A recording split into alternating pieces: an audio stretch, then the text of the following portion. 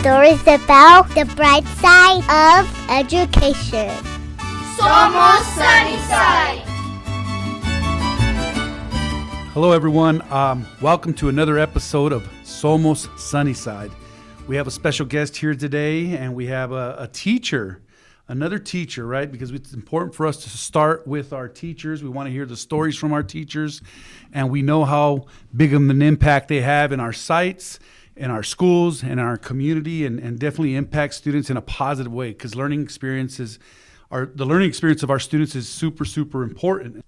My guest today is Hilaria Szelog. She's a teacher at Los Amigos. Welcome, Hilaria. How are you? I'm doing well. Thank you for having me.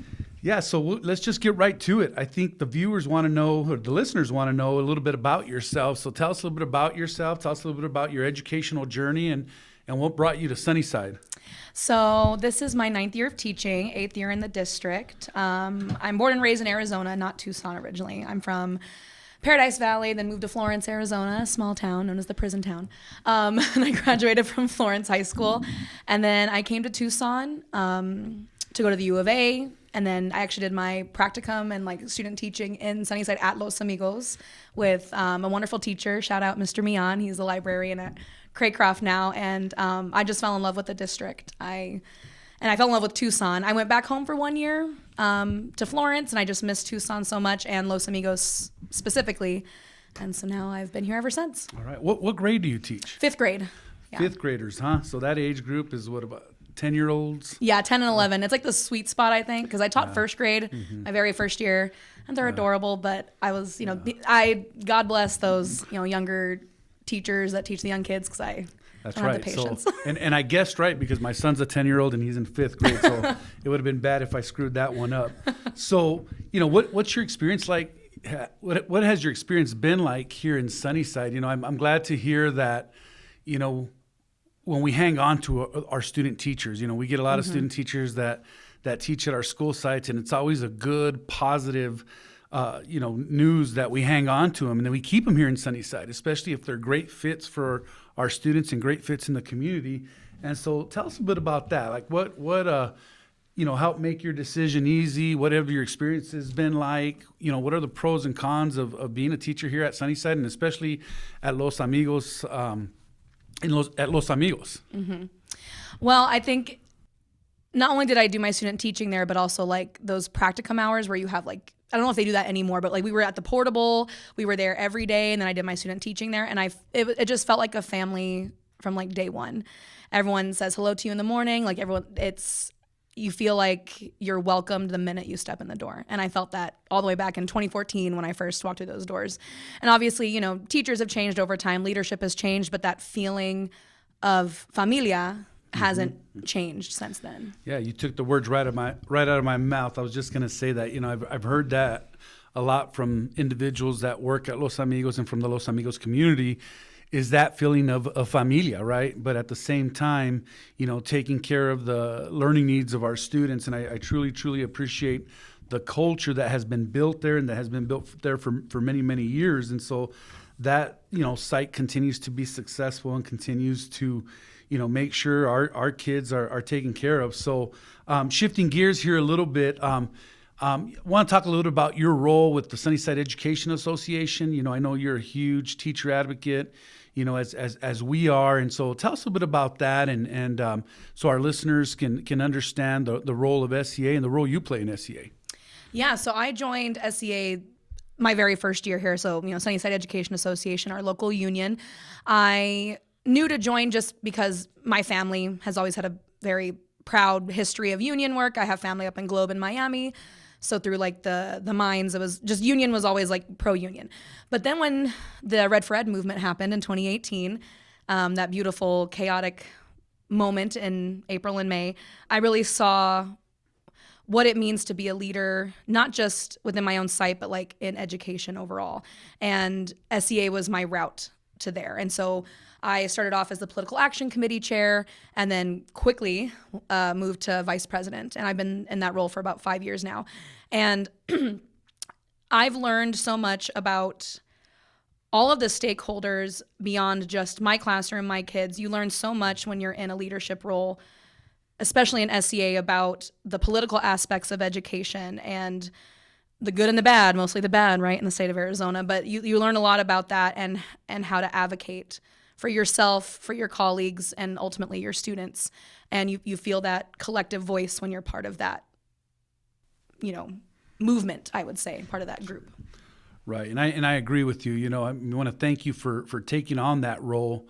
I think voice is everything, right? I mean, in our organization here at Sunnyside, we want to make sure all individuals have a voice because everyone matters, right? Everyone in the organization matters. There's no hierarchy in learning. It shouldn't be about positional power. It's about purpose, right? And the purpose is that our students graduate college, career, and community ready. And so, I kind of, want to talk a little bit about, because I've been in the district my entire career as a teacher, as an administrator, and now in this role. And so I think sometimes there's perceptions out there in terms of a division, right? There's perceptions that, you hear, oh, you went to the dark side and you're doing this role now and that role now. And so I just want to address that, right? Because I think, I'd like to think we have a good relationship with the Sunnyside Education Association, with our teachers. And I'd like to think there isn't a division, but a unified front, right? And so I think, we share a lot of the same values as educators, as people that care a lot about our students and care a lot about their outcomes. So, speak to that a little bit because, I want our listeners to hear it firsthand from SEA, to hear it firsthand from us. And, one of the things I know we do often is we meet regularly and we discuss and we talk. I truly believe that people understand each other by communicating, right? I mean, you solve issues by having dialogue, and sometimes issues, sometimes they're tough conversations. We call them the courageous conversations. But at the end of the day, we're trying to accomplish and we're trying to make decisions on what's best for our students. So talk a little bit about that. What are your views on that? Let's put that out there to our listeners. I think you said it perfectly when you said it comes down to the values of what we all have, regardless of your position, right? The SUSD leadership, employees, classified, certified, and then SCA, we all share the same value of what's best for our kids. And then SCA, right, also is like what's best for our employees, which at the end of the day is also what's best for our kids. And so, like I said, I went back home for 1 year, and I think Sunnyside's very unique in the fact that you work together with the different groups, and there is not the same for sure in other districts. I mean, in my hometown, in the Phoenix area, it's a lot of just butting heads all the time. I agree with you. I'm grateful that Sunnyside is not like that, because it shouldn't have to be like that. If we all have the same goal at the end of the day, it shouldn't be like that. And that's why I truly believe Sunnyside is unique in that situation where we can approach leadership and have, like you said, those courageous conversations. It might be uncomfortable, we might not agree, but at least we can have those conversations and come to the table and try to work it out, as opposed to other districts where it's constant. Well, she said this, he said that. We're not even going to bring them to the table. Right. And thanks for sharing that. I also want to give a shout out to our SCA president, Mari Martinez, who's been great to work with, and even our prior leadership was great to work with. My experience working with SCA has been a super positive one. And so I think you said that real well, that we're not always going to agree, but we will agree in terms of purpose, and it's okay to disagree, right? But what's important is having the discussion around it and coming to a conclusion that both parties can agree to. And again, it's about being a unified front. It's about making decisions that are important to our students and important to our employees and our teachers, right? Because we all know that we're in a time where people have choices, right? Yes. And have many choices, and we want to make sure we hang on to our employees that especially want to be here and want to serve our community. And so, it's been a great experience for me just working with SCA. I know last year we were able to accomplish a lot. We did we covered a lot. Every time that the district receives any type of extra monies, I want to make sure that we always put that back into the hands of our employees. And so, I know last year we had the ability to do some incentive pay. We had the ability to right-size our salary schedules. And so I feel really good about the collaboration we had and the outcomes we had. And now, we have a successful and we have a very competitive salary schedule, right? And we know it's not perfect. We know it's still not enough. I wish we can continue to raise that, and we'll try to find ways to keep moving in that direction. And so, I want the listeners to know that, there's a lot of work that happens behind the scenes. This thing, it just doesn't happen on its own. And our listeners probably shouldn't be worried about what's happening behind the scenes. I mean, we just got to make sure we're taking care of our teachers, right? Yeah, and then we communicate it. But I think it is important, like you said, that people do know that these discussions are not just happening with just leadership saying, well, this is what's going to happen. We have what's called IBB, interest-based bargaining, where all of the groups for admin, certified, classified come together, and we make these decisions to have those competitive salaries, to put those extra monies to our employees, and then also, to make sure that our students are getting the best of the best. Yeah, and we're very fortunate, as you mentioned earlier. I'm glad we have great relationships, because I know in other districts there's some tension. There's tension amongst employee groups, and we have standing meetings, and all of our employee groups have a voice, whether that be our Sunnyside Classified Education Association, whether it be the Sunnyside Administrators Association, and again, talking about our Sunnyside Education Association. So, I'm glad that we're able to have those discussions, and that we're aligned in terms of our thinking and in terms of our purpose. And so, again, shifting gears here a little bit, tell us a little bit more about yourself. I think sometimes our students, they want to know more than just that teacher they see in the classroom, right? So, what are your personal interests? What are your hobbies? Let's put that out there for your students and your families. The first guest that you had, he was all about music and things like that. Same thing with me. I don't play any instruments, but music is my passion. I incorporate it in my classroom all the time. There's always some kind of music playing, whether it's classical music while they're testing, or like Selena, because I love Selena Quintanilla, and they love to dance to that and move along with that and work with that. So I don't like a quiet classroom. Yeah. I like. Do you ever use the line, anything for Selena's? Some of them actually know that because they've seen it. Yep. Or they sing along with it. Like we were listening to Como La Flor on Thursday yesterday, and I had a kid like busting out singing. It was hilarious. I was definitely a big fan of her, but I'm not going to say it was because of her music. But and then when Jennifer Lopez took that role, it just went in a whole nother direction. So became a bigger fan of Selena. So that's cool. I think music is something that kids can relate to. Everybody can relate to, right? And you don't have to be a musician. Believe me, I'm not a talented musician. I get brave and want to sing every once in a while, but that's as far as it goes. And so what other interests and hobbies do you have besides music? Any and I should probably ask it this way. But I want to know what your most embarrassing moment is as a teacher, and I want to know what your proudest moment is as a teacher. Those are good questions. I'm going to start with probably the most embarrassing moment was my first year teaching here in Sunnyside, and I was teaching, 5th grade. So I went from 1st grade to 5th grade. 5th grade math, I'm good. I'm, pretty solid at it now, but math was not my strongest subject. I tell the kids that too. And I think that's part of also being vulnerable with your students. And so I tell them all the time, math was not Mrs. Zelog's strongest subject. And we were learning about how to, I think, add mixed numbers. And I completely messed it up. I taught them completely wrong. And I went over it with my team afterwards. They're like, yeah, no, that's not how you do it. And I was like, did you Google the wrong information, or was it? Or I just kind of off the cuff. It was like, I think I remember how to do this. Let's just do it. Completely wrong. Right. And so it was kind of like I had to humble myself and be like, all right, I have to tell the kids tomorrow that I did it completely wrong. And we had to completely learn it over again. And at the moment, it felt like the most horrific, embarrassing, like, how can I do that? I'm the teacher, I should know everything. And now looking back on it, I'm like, But you know what? It says a lot about you as a person, right? I mean, we all screw up. And you know what? We're not above our students. And I think sometimes, I think from being in a student seat, you knew some of your teachers that were vulnerable and just, hey, I screwed up, we're going to fix this. But and then there were some that, had a little bit too much pride and said, I'm right when they weren't right. Right, double down. You're like, no. So, I think every teacher goes through that. I remember being in the classroom, and one of the things I always, make it a point not to forget what my experience was like as a teacher, right? The teacher in you never leaves you. And so, I think we've all been corrected by our students, right? At some point or another. I used to teach Spanish and at the high school as a world language, and believe me, my students would correct me all the time, right? And it's something but it says a lot about you as a person, just being vulnerable, right? You didn't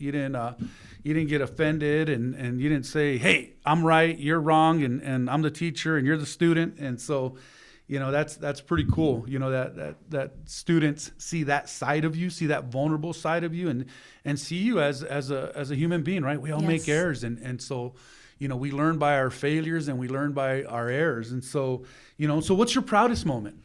What's your proudest moment? I think this year has been so I student taught, like I said, it was third graders, and I moved back home the next year. And then I came back, I taught fifth grade. So I had those same kids that I student taught with. They are now seniors in high school this year. So this is my first graduating group. Nice. And so I've been invited to like the football games, and they had like the senior night and things like that. And it's just been a very like emotional, proud moment to see them and then to think in May when I'm going to hear their name and see them walk across that stage. It's just, I'm proud to see to think back to when they were in third grade, fifth grade, and to see them now as almost adults. It just makes me tear up, a lot, actually, not a little bit, a lot. Cause I went to, one of my former students, Daisy, she's the student body president at Desert View and, the head cheerleader.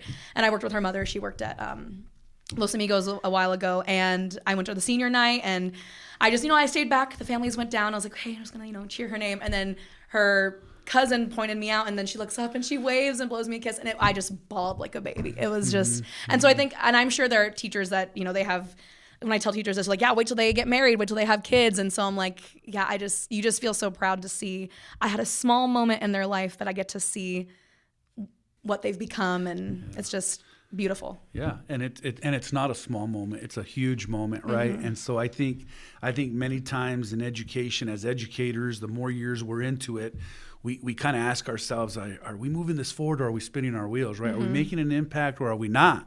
And those are the little reminders, the little moments like that, the little details that mean the most. And you're making a huge impact. And I put this out there to our educators.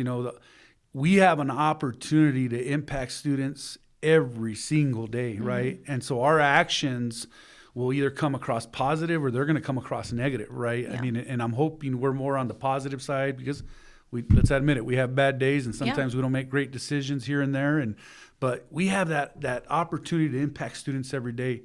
And there's an old saying, and I'm going to screw it up because I just can't remember it off the top of my head. It's a Maya Angelou saying, and it says something. It's in regards to something like, students will not always remember how you made them feel, or I'm sorry, I already screwed it up.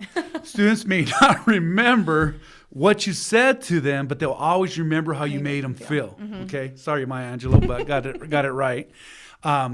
So yeah, I mean, we looking back at my school experience, you remember those people that made you feel special, that made you feel important, but you also remember those people that made comments, right? Whether they're educators, your counselors, and they made that little comment that was hurtful, that little comment that made you feel just not worthy, right? Yeah, it sticks with you, and it screws up your confidence, and that kind of ticks me off, right? I didn't want to use the other word, but it upsets me a little bit that our words matter. Our words and our actions matter as educators. And so we always got to, keep that in mind, right? Because we don't know what the home life sometimes is for our students. We don't know if they're getting that from home, or maybe they are, right? But and even if they are, if they're not, we got to be very mindful of our actions. But just going back to what you were saying, I mean, it just, I think you're going through that cycle now where your kids are old enough, they're graduating, and you had a part of that. I always talk about how high school teachers and counselors and administrators and employees at the high school, they get all the accolades. Yep. They see the kids graduate, they're with them the last couple years, they see the scholarships, but it's about that whole school experience, and if you ask students who had an impact in your life, it's not always going to be the high school teacher. Yeah. It's going to be an elementary teacher, a middle school teacher. It can be the counselor. It can be the bus driver. Yeah. It's somebody. It can be a coach, right? And I know in when I started this job, I did a presentation on opening day, and I talked about my kindergarten teacher because I was an ELL student, and she didn't make me feel any different than anybody else, right? Although, I needed a little extra support. And so a little shout out there to Miss Artemisa Lopez. was my elementary teacher at Mission Manor, and she was the teacher of my sisters as well. So, it's those individuals that make a difference. And so, I'm glad to hear that you're feeling that, and that'll continue, and pretty soon you're going to have students that have, families and they have careers. And when you get as old as me, I got students that have, kids close to the same age as my kids, right? But I started at the high school level, and so I always everywhere you go, you run into students, and I'm just terrible at names. I remember faces very well, but sometimes I don't remember names, and then I have a hard time figuring out, okay, between what year and what year did this individual graduate? So, or you have their siblings and you're like, I don't know which one you are. yeah, that's right. You get all the siblings. The older one, younger one, yeah. Well, any other thoughts? Any other thoughts for the listeners that you want to get out there? Any shout outs? Anything on your mind that you want to put out there to the listeners? I'm just very proud to be. I was not a Sunnyside born and raised, but very proud to be part of Sunnyside. I do feel like this is my home, like I said, especially Los Amigos, that FAMILIA. And I think I've learned so much by getting involved, not just through SEA, although that was my gateway into getting involved into leadership, but I just encourage any Sunnyside employee, classified, certified, everybody to just get as involved as you can, ask questions. I mean, assume positive intentions, and the more you get involved, the more you know, and the better that we're going to be as a district, because I really think Sunnyside truly is unique in the fact that we put the kids always first and are able to have these conversations with the kids in mind. Always. That's right, Ms. Szelog. Well said. I mean, for me, it's personal, right? It's personal because I was one of those kids, and I came up through the system, grew up in this community, and I will say this to you. You are Sunnyside. You are Sunnyside through and through. You don't have to be a graduate of the district. You didn't have to live in the district. But what matters is what you do while you're here, right? And what's your impact? We got to ask ourselves, what is our impact every day? And so we have many, many employees that they weren't born here. They weren't raised here. They didn't go through our school system, but they are Sunnyside. And obviously that's the title of our show, right? I mean, Somos Sunnyside. It's about giving back to this community, right?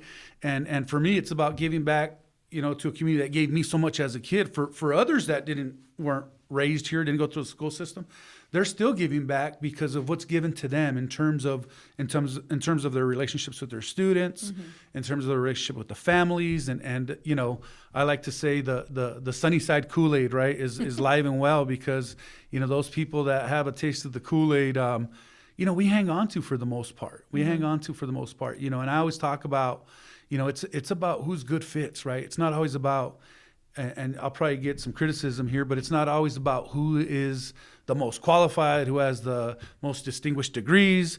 It's about who's a good fit for our students and who's a good fit for our community and to serve our community. So, Ms. Szelog, I want to thank you for taking the time to meet with us. We learned a lot about you. I hope the listeners, enjoyed the conversation.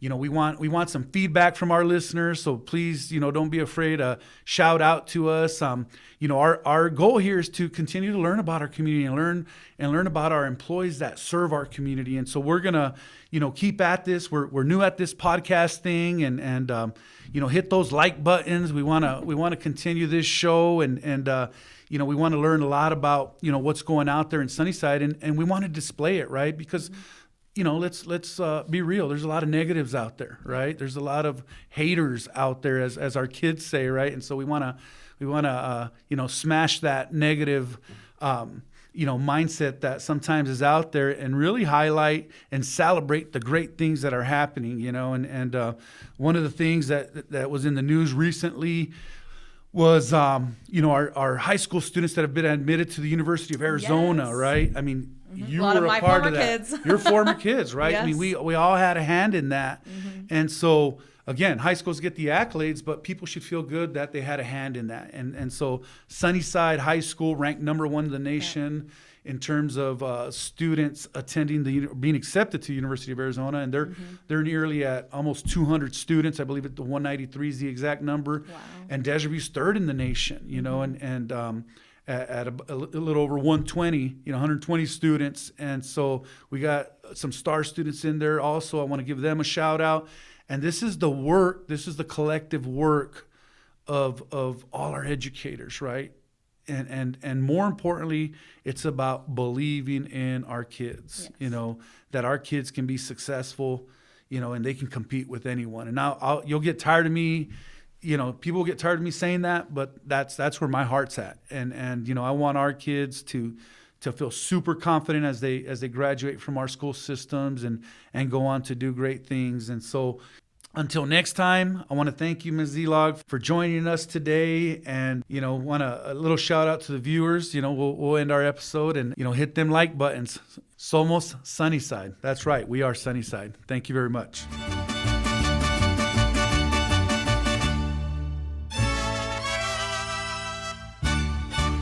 Somos Sunnyside.